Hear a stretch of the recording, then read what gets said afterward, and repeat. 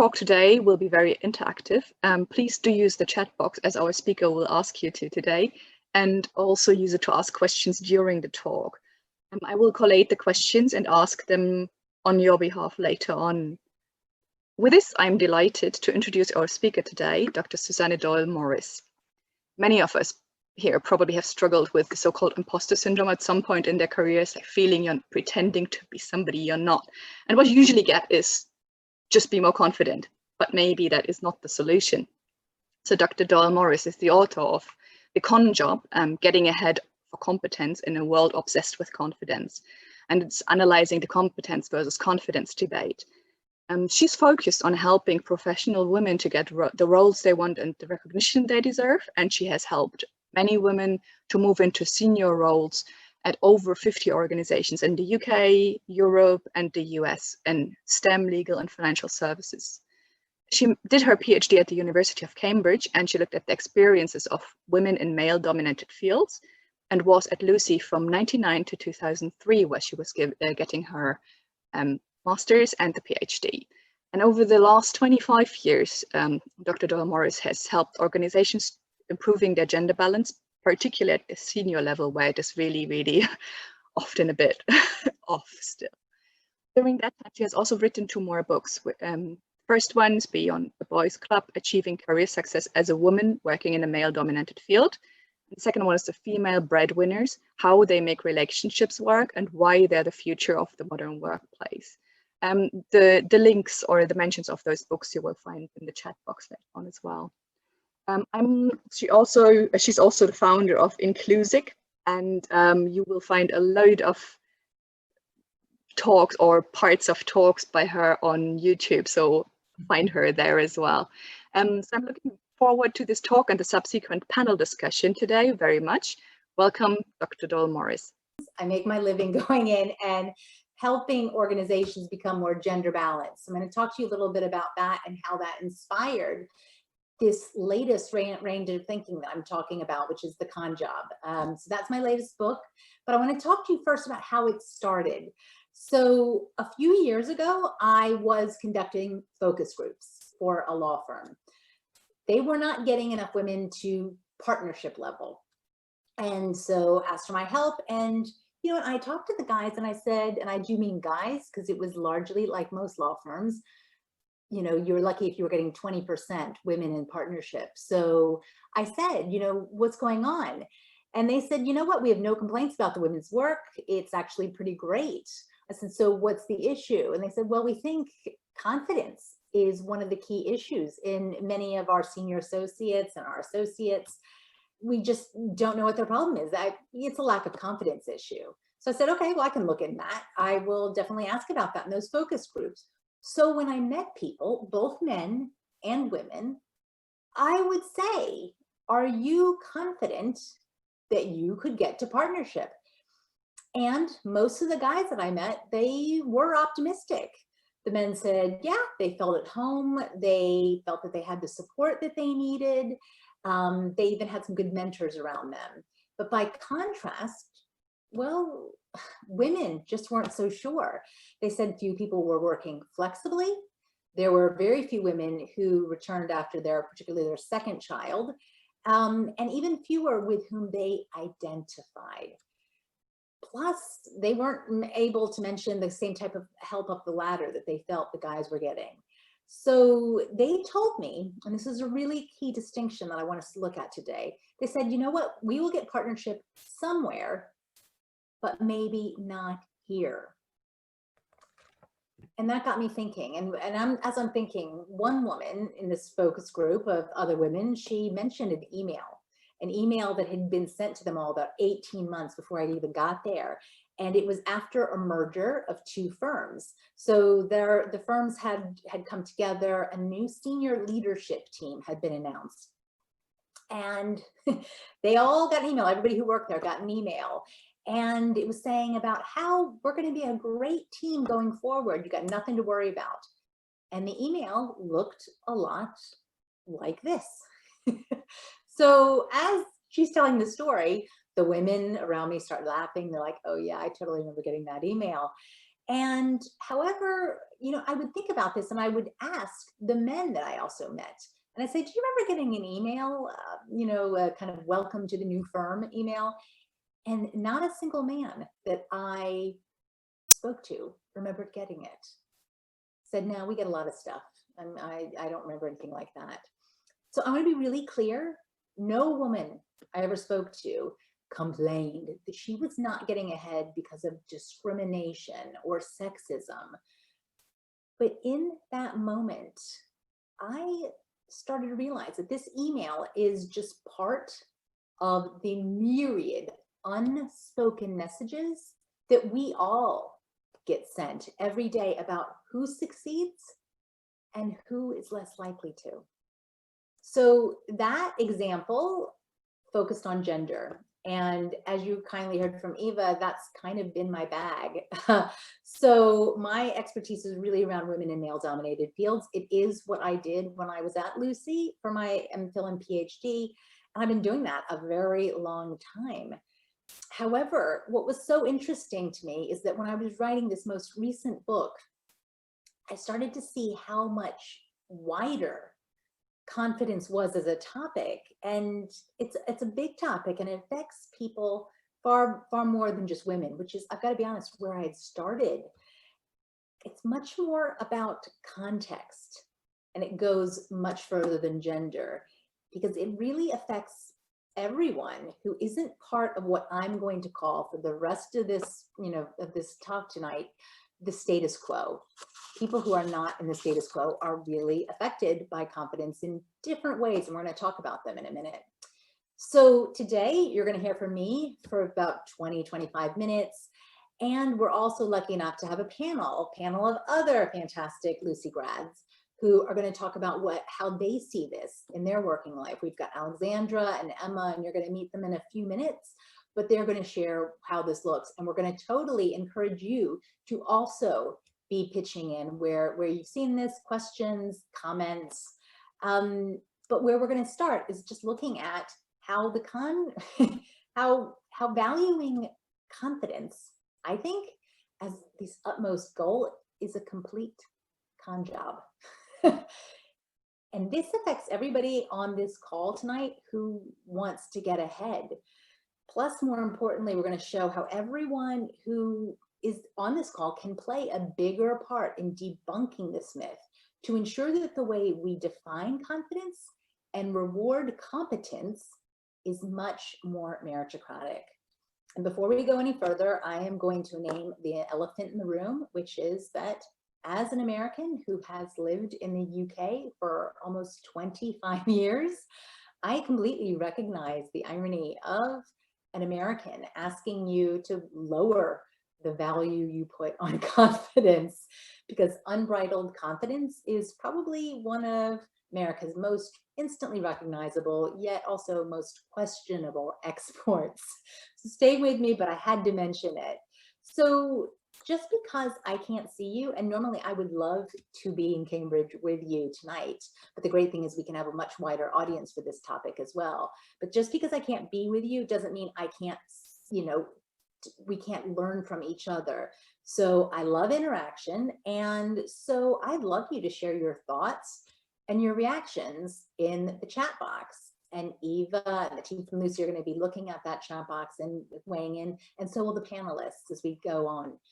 And as you're probably familiar with some of these acronyms, but if something resonates, you know what, just type it in the chat. Great, the team will be collecting that all and bringing it up so that we can talk about it more in depth later. All right, so let's start with some terminology. All right, so not to get too nerdy on you, but adaptive realism essentially means that if people like you are less likely to succeed, well, then you tend to lower your own sights. Conversely, if people like you are easily getting ahead, then you also will kind of think about a bigger future for yourself. I mean, because after all, as we all know, you can't be what you can't see. It's a great phrase, but this affects people from a wider range of backgrounds who are all subconsciously taking in who's getting ahead and who isn't. And this problem is that lowered sights actually often gets misinterpreted as a lack of confidence, rather than a recognition of the statistical reality around us all. So while we theoretically understand that confidence doesn't equate to success on its own, it is, you got to be honest, seen like a Zen-like umbrella under which all the good stuff in life sits. and we ignore that there's a real difference between having confidence in yourself and having confidence in the system in which you operate.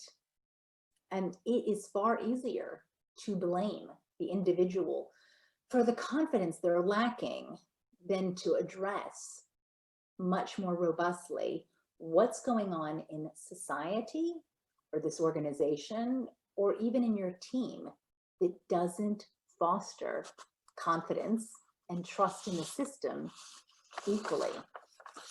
So competence, it matters because it gets the job done. It ensures risks are reduced and with a safe pair of hands. Those hands, they never sound very sexy, do they? But they are all something that we should want. I mean, after all, if you had a sick child, who would you want operating on them? Somebody who was dotting their I's and crossing their T's and who was really fanatically competent, or someone who said, yeah, I've got this, I'm confident. Because remember, competence actually is how good you are at something. Whereas confidence is how good you think you are. And chasing the false god of confidence actually is really risky because it means that we can reward the wrong behaviors, the wrong people, or ultimately make the wrong decisions. And focusing on confidence, which as we're going to see isn't even related to competence, it's distraction.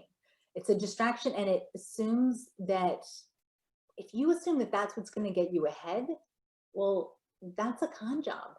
Because the irony is for me, I have been doing this ever since I left Lucy, looking at gender in the workplace. And if you had told me 15 years ago when I left Lucy that I'd write a book eventually downplaying the role of confidence, I would have never believed you. But in fact, the lack of confidence is often why my clients, particularly my coaching clients, are referred to me in the first place. The greatest secret of my whole career probably is that with those clients, I'm never focusing on confidence. I am not helping them fake it till they make it. What I'm really working on is they're managing their stakeholders, their goals, and the impact they have on other people. Because if you can get those skills, that expertise, and those competencies right, then you will by default be a lot closer to confidence, and a confidence that's worth having. So I'm probably not the only one. And in fact, we're going to do a bit of interaction in a minute. I'm probably not the only one on this call who has wanted more confidence at various times. Certainly my coaching clients do, maybe you do. But what I notice is that when clients say that they want more confidence, and they almost always do as one of the presenting issues, what they really mean is that I want to be heard in meetings. I want recognition for my ideas. I want more opportunities. So actually in the chat box, I would love it if you would just type in, what do you mean when you say you want more confidence? Because it might not be as straightforward as we tend to think. So what confidence looks like and how it's rewarded, however, really depend a lot on who is doing the judging. And that was something that I was really interested in, and that's why I wrote the book. So let me give you some background. In the organizations where I work as a consultant, I go in and they tend to be in very male-dominated fields. And in those fields, like STEM, the things that you heard before, legal, financial services, a lot of professional services in general, the closer you are to any of the categories in the middle, the closer you are to what I call the status quo.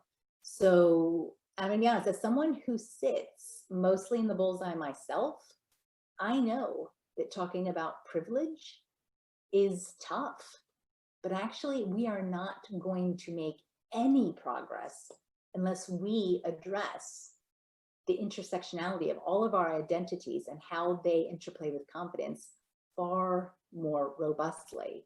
And I want to be clear, I'm not saying that things are perfect all the time if you are in the bullseye, but statistically, you are a lot closer to our assumptions about what leadership and what confidence look like. And just to be really clear, if you're wondering what that last category means with the pound signs and stuff, it means from an economically advantaged background, but that is far too long to write in my little wee red hole there.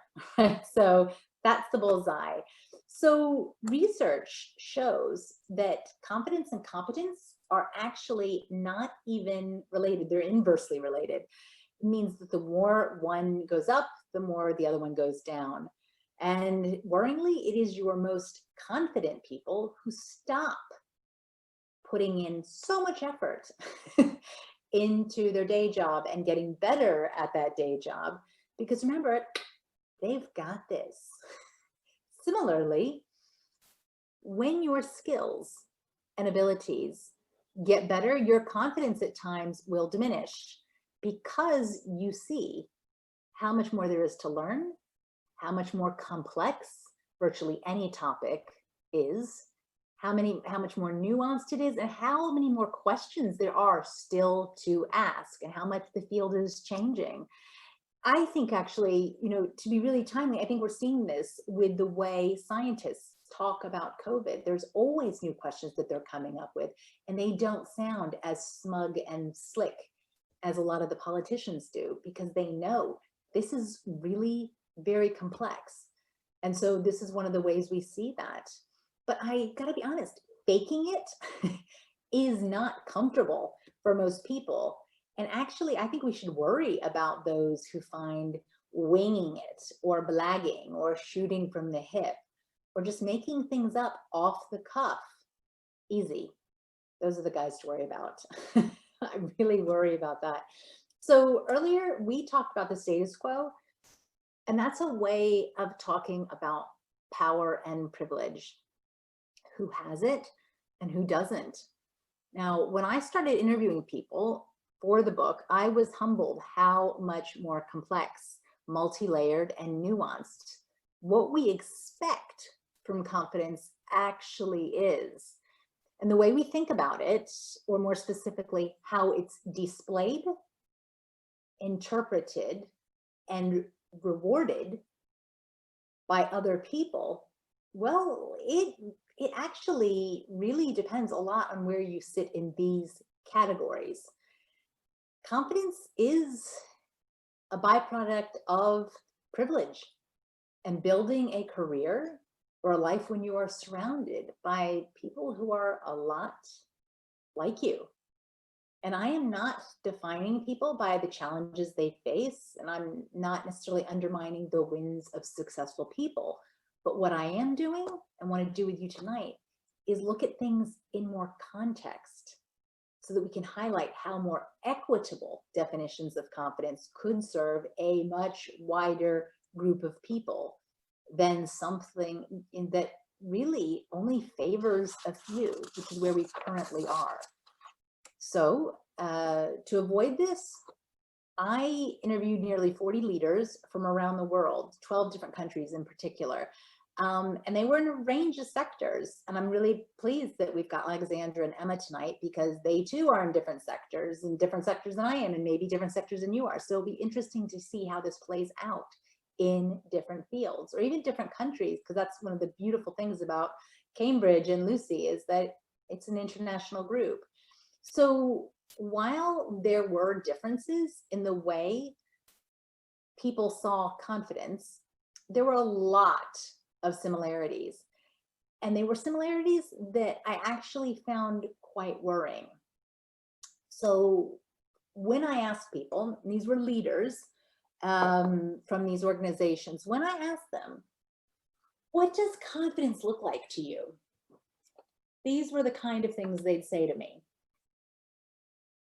So if you identify with any of these, just type that in the chat box.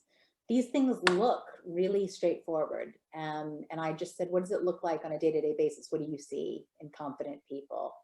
And these were phrases they often used. However, when the non-status quo exhibit many of those same behaviors, we label them very differently. When showing the same behaviors, Latinx people are described as being spicy or fiery. When Black people show confidence, they're routinely described as being angry or uppity or aggressive. And we've seen a lot of that this past year with Black Lives Matter taking to the forefront globally in a way it's never done before, but really should have done far, far long ago.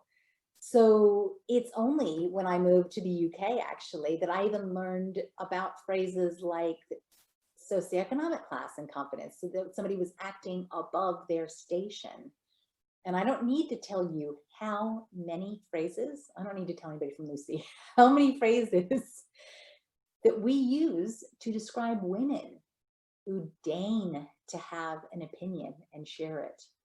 We don't love those women. We have lots of words. In fact, I would love in the chat box, type in the words that you've been called. I'm pretty sure I've been called most things in red. If you've been called any of those things or others, then please type those words in. Just say, oh yeah, that sounds familiar. I've been described that way too. All of these speak, all of these in the red, they speak to how we don't feel certain groups of people are entitled to the power that comes with confidence. We're going to look at just one single word. It's probably my least favorite and most favorite because it is so ridiculous, and that's feisty. So feisty is for my wee dog. This is Angus Khan, and he lives with me in Scotland, where I'm with you now from. And he gets ultimately feisty, hella feisty, when he sees the village white cat that sometimes meanders into our back garden just to, I swear, antagonize him. Feisty, however, is for small animals that get riled up but have no real power. And if you kind of want proof of that, let's think about this. Would we ever describe him as being feisty? Probably not. I have yet to see a man described as being feisty.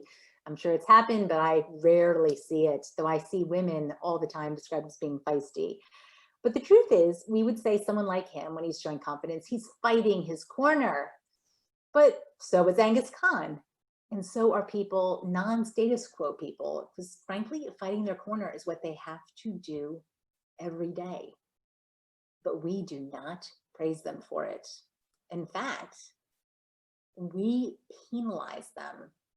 We penalize them when they demonstrate any type of confidence, but types of ways of confidence that we are not used to, we're not accustomed to or comfortable seeing. Traditional definitions of confidence and the way we expect to see it to move up the ladder, well, they just don't work for too many people. Many of you, I mean, I took these headlines over just the last couple of months, but realistically, what's really interesting is that I'm sure we could do this exercise again tomorrow and find whole new headlines. And this is crazy because it's blagging it. Self-promotion, is that actually a valuable skill? Particularly for most of us on this call, like myself and maybe you, probably you actually, who work in teams. These are all behaviors that appear to fall under the heading of demonstrating confidence, but they don't really serve anyone. Instead, they hold back people who could contribute more, but for whom bravado doesn't resonate, or it doesn't feel authentic, or it simply was not how they were raised. We wrongly assume that confidence and competence are the same thing. And that is really helpful, that assumption, for the status quo, because it creates self-doubt. It creates that imposter syndrome. And that self-doubt is the greatest tool that the status quo use to remain in power, because focusing on her lack of confidence is a great distraction from seeing what is going on, which is unmeritocratic systems. It really means that if you are a leader who says, you know what, I would love to promote Maya when she has a bit more confidence, and let me be really clear with you, I have heard that many times. Well, that becomes Maya's problem. And her manager, well, you know, if I was her manager, I wouldn't have to do a damn thing. I wouldn't have to lift a finger. I wouldn't have to look at the inequities in how we judge people, including introverts or those from more communal cultures, or for whom English is maybe their second or third working language in the organization where they work. You can conveniently tell yourself instead, you know what, it's Maya's lack of confidence that is holding her back. But it is a complete paradox to write off certain groups of people for their lack of confidence when, as we've seen, judging them when they do show it. You know what? And the problem is, we tell them that it's their lack of confidence that's holding them back. And the trouble with that is that they buy it. So what I want to also understand, or help, you know, share with you that I learned really when I started looking at language, is that we link confidence and power so much to masculinity that another word for having confidence is to say you're being cocky, or that risky move that took balls. I'm sure I'm probably not the only one on this call who's even said those things before. But by contrast, if you don't have confidence, if you're being a bit fearful, you're being a complete pussy. So let's think about the language and the power inherent in those words. But I really do not even understand that inferiority that the pussy word even implies, because let's be honest, you're pretty vulnerable with a pair of balls. I mean, they are sensitive, they're weak, they shrink in the cold. In fact, if you're looking for resilience in a body part, well, then you really should look no further than the female anatomy, because you've got to think about what's involved in childbirth at the very least. So let's be clear, I am not here to male bash at all, because actually I think that outdated versions of confidence and what it is should actually hinders us all. We assume men have loads of confidence, but this gendered stereotype of having it all together and, you know, being everything's okay, it actually, I think, contributes to the fact that suicide is the #1 killer of men under 45 in many developed nations, including the UK. As some of you on this call will know, we desperately need better versions of what confidence is that works for everyone. So I want to spend the remainder of our time looking at how we can redefine confidence and what we each need to do to get there. And so for me, I'm going to share a couple of the stories I heard that I talk about in the book. And that redefinition, it starts with these 3 factors. So there's dozens of stories in the book, but I want to share you just 3 to get us started on this discussion. So let's start with humility and self-awareness as being part of confidence. So I interviewed Kainaz Gazder. Now she is an Indian-born VP of Procter & Gamble, now P&G, based in Singapore.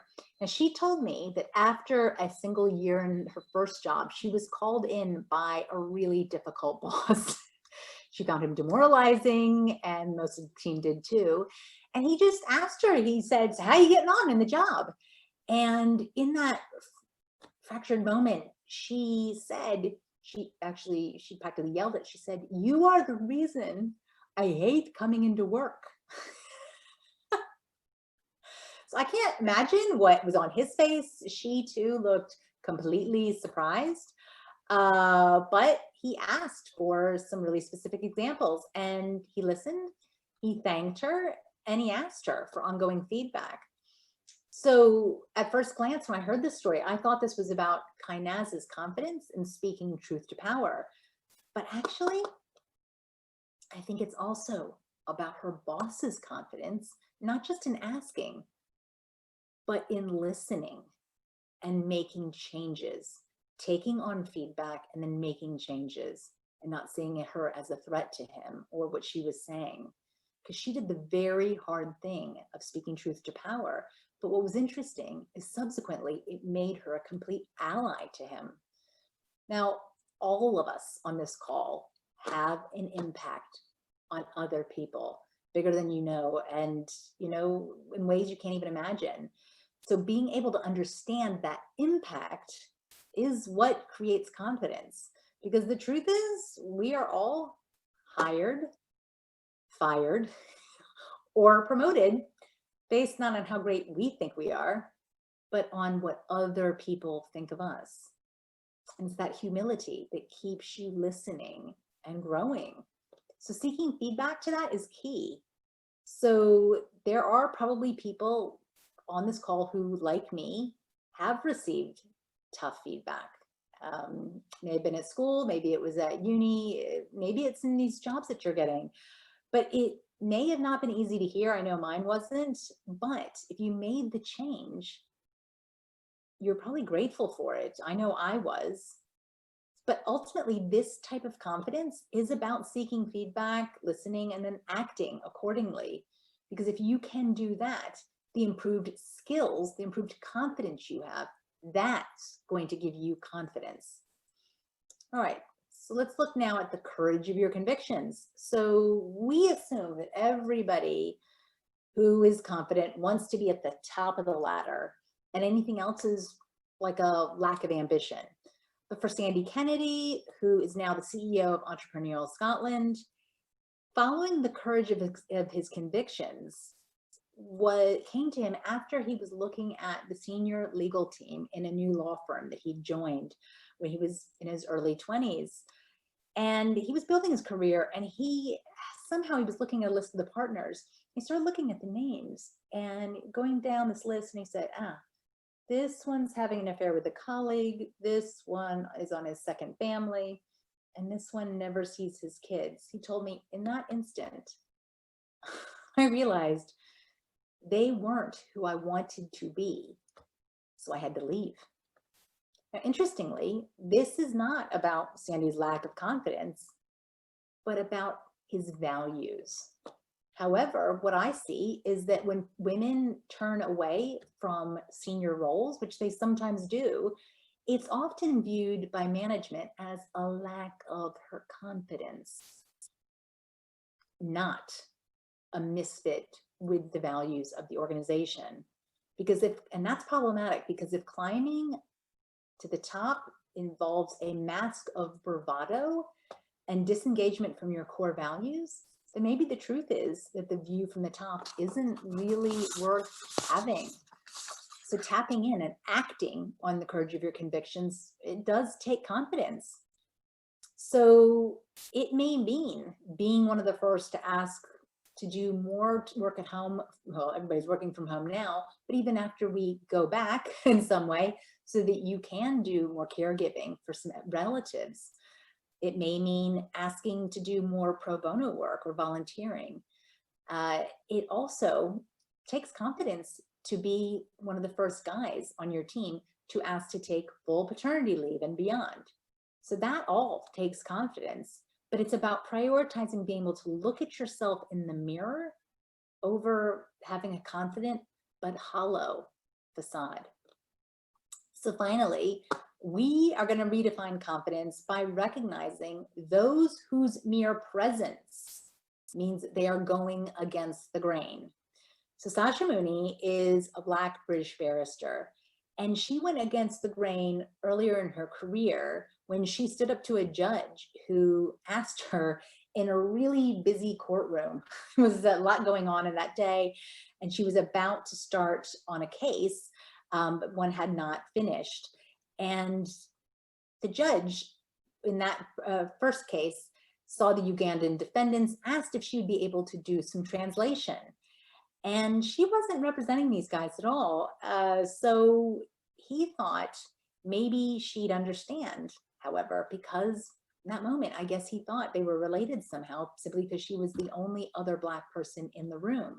So to save face for herself and him, she just made a joke of it and said, oh, you know what? I did not learn that particular dialect when I was growing up in Bristol. But to build her career, Sasha has had to go against the grain from what people expect at every single stage. In fact, we look back to that adaptive realism. She admitted to me, you know what, I'm not flying my flag to go onto the Supreme Court, not because I'm not confident. It's actually because there's no one sitting in top jobs who represents people like me. But going against the grain is something even the status quo, even the guys have to go through. And it can feel a risk for them too, if they use that full paternity leave, or for them to challenge offensive jokes that they overhear. Or, as we talked about already, to open up about mental health issues. We simply need to recognize a wider range of what going against the grain actually means.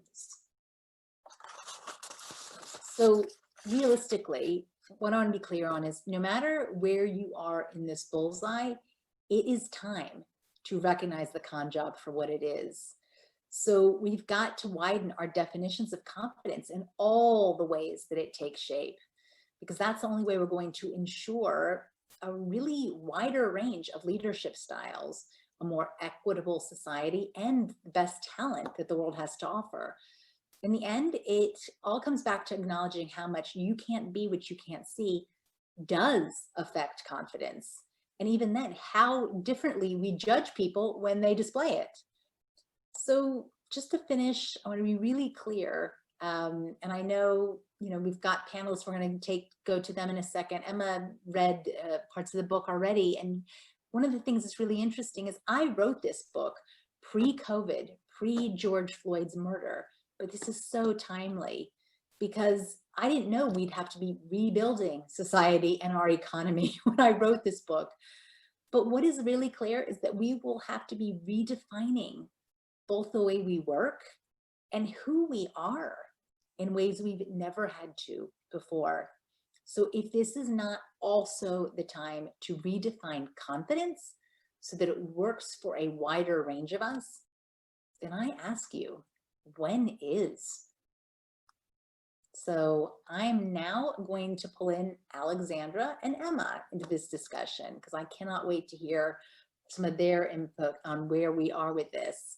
So Alexandra and Emma, you guys, I'm gonna say before we take you off mute, I don't know if you're off of mute, but you can see by the age group. So I started in '99, you guys are much more recent graduates, but it's fantastic that we've got such a wide, nice group of people here today. So shall we start with the basics, which is just talk to me about how you see these, I mean, how this topic resonates with you. Should we take turns? Yeah. Emma, should I start? Yeah. Lovely. First of all, thank you so much, Suzanne. Truly mesmerizing to listen to you. Also to Ella, Eva, and Lucy as a whole for allowing me to share a bit of my experience in terms of confidence and competence and how this actually played a role in my career. I deem relevant giving you a brief outline of my background.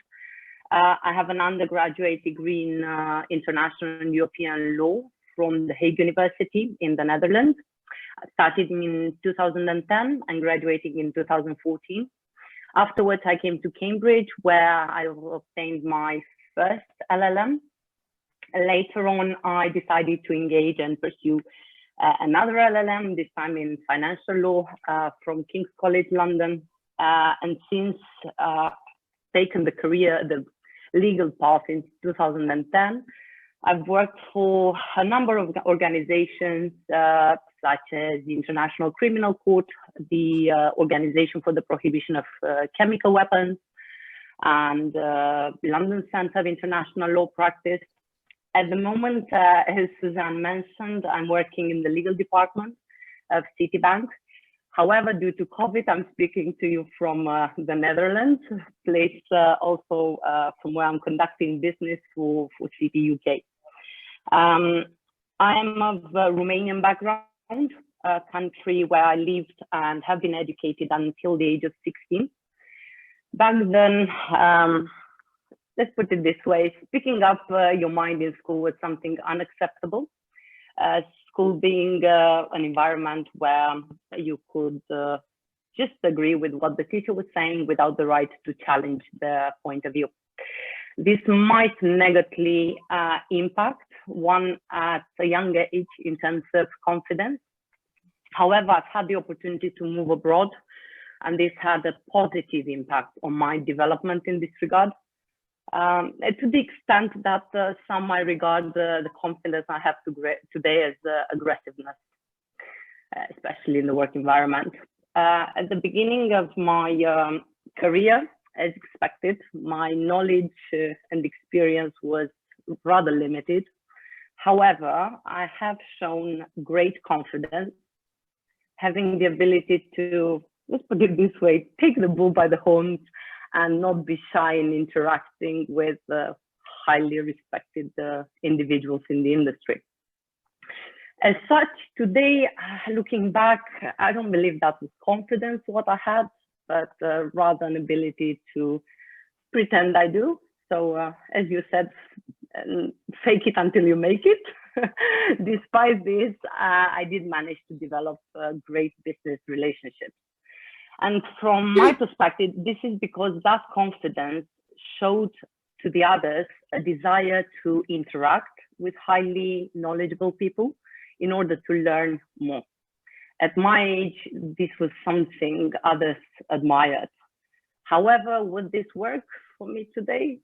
In the current work environment, highly unlikely, and yeah, definitely, I don't think this would fly. Later on in my career, once I started gaining more competence, my confidence started feeling, and in fact was more natural. This is because I was confident on the knowledge I had and was able to engage in extensive discussions with senior lawyers on topics that years before I definitely couldn't. And thus, I'm a strong believer that generally both competence and confidence are developed by acquiring knowledge and experience, and that both are equally important for success, regardless of the career path you take. In my case, has been a legal one. However, I can say one thing with a great certainty. Even when you're at the top of your game, you can still lack confidence. Even now, I sometimes experience this, and I think it's just naturally it comes. And I will give you an example. So sometimes in my day-to-day job, I need to interact with CEOs of companies who act as our counterparties, or very high-level people within my organization, let's say a managing director. Despite the significant knowledge I have at the moment, my confidence is not as high as it would be if I was interacting with a colleague who has the same position I do. I believe this is because I'm aware that the CEO or the managing director is more competent than I am. And this is a good example of what Suzanne was mentioning in her presentation, that the more knowledge you have, in this case, you understand how much more you have to learn, still have to learn, and thus you start being less confident. Yeah. Since I have joined the financial sector, I have experienced that such confidence has been positively embraced, where a lot of my colleagues do share the same attitude.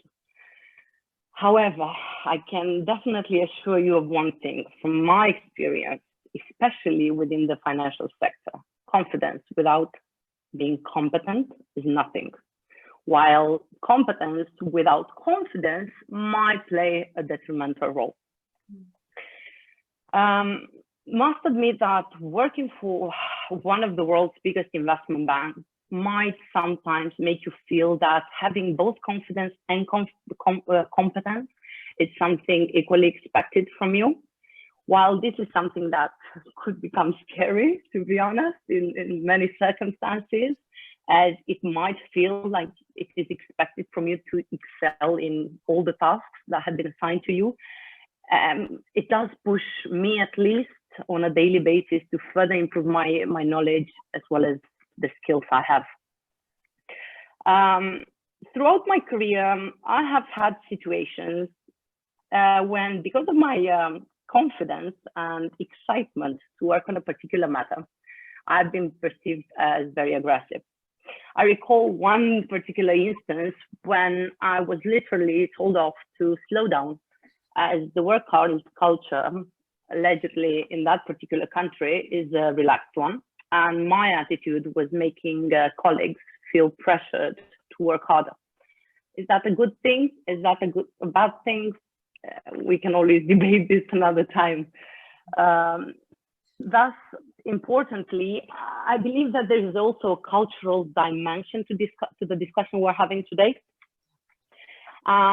During my role as legal advisor to His Excellency, the Ambassador of the Republic of Panama to the Netherlands, I was attending quite regularly a number of meetings with Latin American government representatives. Unexpectedly, in this context, I have been commended for my confidence and drive, and have built some valuable connections, which I continue to keep in touch with. Alexandra, I really love some of the points you're making, and I want to bring Emma in on that as well. I do want to pick up on something you said, which is that you don't reach a zen. Like, even the most senior people, you just said at the top of your game. When I wrote my first book, Beyond the Boys Club, I was interviewing CEOs sometimes in Fortune 500, and you know what? They were like, "Oh, someday I'll have reached a high." Like they don't feel like that they have reached it either. So I think it's always about building. So I'm really pleased that you brought that up, and also the cultural aspects.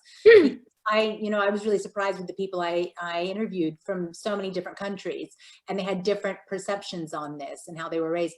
Emma, what are you thinking about this, lady? Because you're in a different sector again.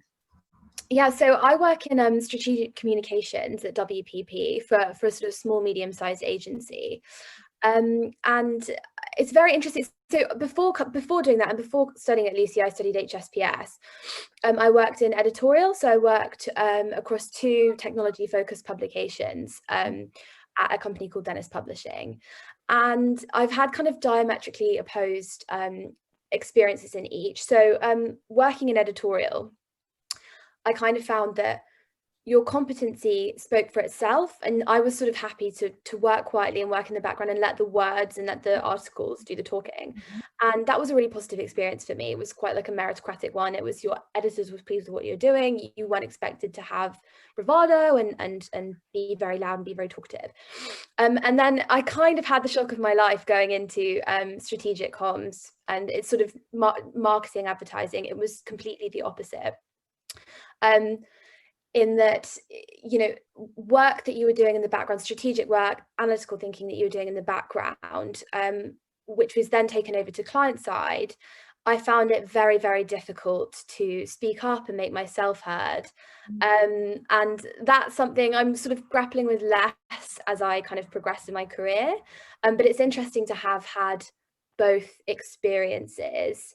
And I definitely think, Suzanne, reading your book, our company, great though it is, could benefit from a workshop of yours. What's interesting to me, Emma, just something you said, and forgive me if I'm wrong, but the first job you weren't as client facing, and the second job you were. So what's interesting to me is I did interview some people from a creative agency, and she said, you know what, everybody who's client facing, there are more extroverted, confident people, whereas the more introverts we keep behind to do the work. I mean, this was where I'm like, yes, but those people aren't getting rewarded the same way as the client facing. So that's a really interesting paradox there. So thank you for bringing that up. You definitely see sort of the back of house work in advertising, and then you see the kind of front of house and the showiness. And I think what we need to do better as an agency is to kind of blend those better, so that the people that are doing the heavy lifting behind the scenes get the recognition up front. But yeah, no, it's a very interesting tension. And I think increasingly you see that old school style bravado lampooned a bit more behind the scenes. It's become a bit of a cliche. And I think what we now need to do is channel that sort of righteous anger or irritation or kind of annoyance at that domination, channel it into something more productive. Where that isn't leading, that sort of voice isn't leading the conversation. But I think definitely progress has been made and headway has been made into having those conversations. Good. I'm delighted that you're optimistic about this, because the people that I interviewed, they're all, they're senior people, and they said, look, I've seen this my whole career. But I did hear from some of the people I interviewed, from We Are the City, which is a London-based women's network for the most part. They said, we're seeing a difference in the millennials, that they see that this is no longer as important. However, will millennial men lose that as well? So that's going to be something we'll have to figure out as they continue up the ladder. Because one thing that was interesting, one of the STEM professionals I spoke to said, one thing he saw was that introverts tended to be pushed down a little bit, even though their work was fantastic. But it was interesting for him. What is Eva? What are you thinking around the topic, and questions from the chat? I was just about, because we're running a bit out of time as well.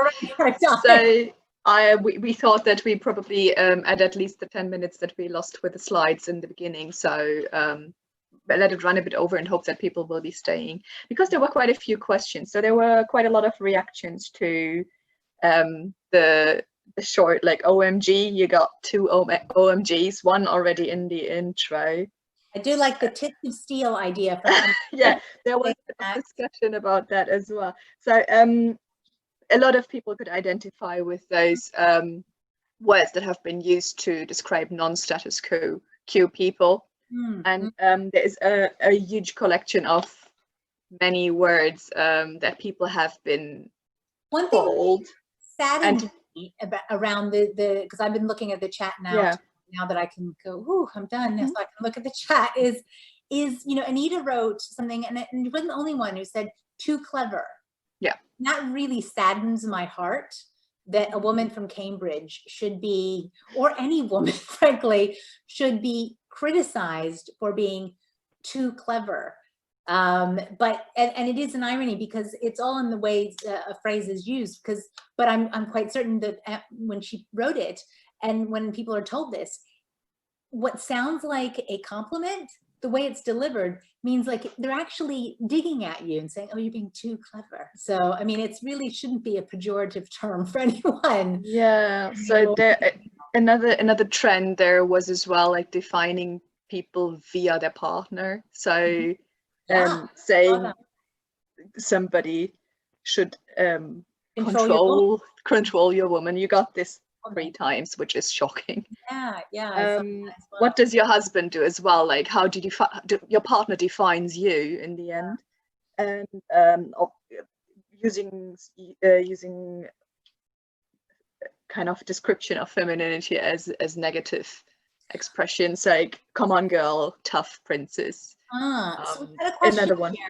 We got a So question. very straightforward, and there are loads of questions. Yeah. So we have different questions. So one is from Emma, was asking if this relationship between confidence and competence that you showed in the beginning, if it's always like that, like basically inversely related. Exactly. And she said she would expect it to kind of race together and then have this kind of discrepancy where the competence maybe drops or is saturated or whatsoever, and the confidence is just going to the roof. I don't know if it's always, but the research shows that it is inversely related over time. Right. So I think what's interesting is the way it goes is that if you can continue to always just focus on, use a growth mindset, just continue to focus on what more I can learn, that's where you're going to get the most valuable confidence from. And when I say valuable, what I mean by that is it's the least likely type of confidence to be superficial. So you won't be worried as much about being found out because it's based on your knowledge, what you know about your topic. So it's a really much more stable version of confidence to say, you know what, I know a lot about this. The topic is always changing. There's always more research coming out, but I try to stay on top of that. And so you're really grounded. Your confidence is grounded. And I think that's what's so important for people. Otherwise, the fake it till you make it. And the funny thing about faking it till you making is, faking it is, in many cases, they really focusing on do the work to actually own the expertise. I saw that somebody has written something about having conversations around this. How do we get more men to talk about this? Yes, Anita was asking because she sees that the men also need to redefine the roles and they find the bravado routine very difficult. Yeah, so what I would say is in your workplaces, start to ask questions. When somebody says, oh, they're very confident, say, what exactly do you mean? What does that mean to you? What are you seeing in that person? So really try to unpick what is it you're referring to. So if somebody says, oh, that person needs more confidence, or we like that person because they have a lot of confidence, ask them, what is value? What are you saying? And why is that, whatever they answer, why is that valuable? Because the more you can unpick that, and I did talk with several HR directors, the more you can unpick those assumptions, the more you can actually get them to challenge their thinking, because we use confidence as almost like a throwaway catch-all word for almost everything we want to project onto it, rather than saying, what is it that's valuable about this? So just having those conversations is really useful. And a good starting place is, what are you responding to when you describe somebody as underconfident or having enough confidence? Zoe has a really interesting question as well, because she's mentioning that we see sometimes this air of confidence and combined with probable or possible incompetence in political leaders. Yes. Or in marketing. So how does that work? Like, what is the role of role models, and how comes that we kind of have to get rid of that, but at the same time we're electing those people? So it is appealing for people. It is very appealing, because who doesn't want to be taken care of by someone who seems to have all the answers? But I think really go back to asking. So if you're in the workplace, I'm going to remove it from politics because I'm all about the politics, but realistically, we've only got a few minutes in this. And so what I want to say is, if you're in the workplace, ask people when the confidence, say, so what is that based on? What are you reading? What did you do on this area? What is the work you've done in this? So really try to unpick why they feel so confident about it. What do they know? And what is the experience? What is the expertise and competence on which they're building that? So really try to delve deeper into, where does the confident facade, or the air of confidence, as Zoe writes, where is that coming from? What is that based on? And just try to, and here's a tip, and I talk about this in the book as well, people who react really negatively to those kinds of responses are the most likely to be narcissists. And a funny bit of data around this is, narcissists are more likely to be working in corporate sectors than they are just across the population as a whole. So I think that's quite interesting. And they also tend to rise in organizations. which isn't great, but it means that the more senior you become, the more likely you are to potentially come up against somebody who is a bit narcissistic. And this, the way our culture feeds them and rewards them, only drives that further. So this is probably one of the few books, and maybe the only book I'll ever write, where I actually talk about everybody from Harvey Weinstein to Cardi B. She's got some great confidence quotes. I love her for that. But also the dangers around the Harvey Weinsteins, or the Theranos, you know, the Elizabeth Holmes and Fire, like it's Fire Festival and things where it was all about the bravado, the confidence. So realistically, just try to unpick, where is that air of confidence coming from? What is it built on? And if you're working with somebody who's very competent, they will be able to tell you what it comes from. What are they, where, and they'll be able to talk through what were the mistakes they made, what were the assumptions they made, what was and they can help you understand where it comes from. But if somebody's just confident, they'll try to brush you away and they'll get angry. Is there not a danger, especially when you see, for example, a competent woman that you see as a role model, and you're asking those things to kind of destroy this confidence again? So is there a danger? Is that what you said? Yeah, is that not because I think we all know that women are kind of exposed to criticism or to questioning their competence all the time, and their confidence as well. So if we're doing this, is that also, like, would that be dangerous? So it can be. I mean, yeah, nobody likes to be questioned generally, but I think a good way to do it is to try to get somebody else on board, and say, and you know what, one of the things that came up in the book, and it's come up in a couple of my books because they're all about women for the most part. This one came up, and it's not all about women, is just play dumb. And I hate to say it, but it works in terms of, I'm interested in why you say that. What's going through your mind? What you know, where did that come from? And just act like you don't know. And what's so funny is how frequently I've heard very senior women say it can catch people out very quickly when they really don't have the competence behind them. So just talk me through your thinking, because I'm really interested in that. Is that sense of just acting, you know, like, you know, I'm not trying to catch you out. I just want to understand where, you know, what's led you to this recommendation or this decision. But also try to get other people on board as well.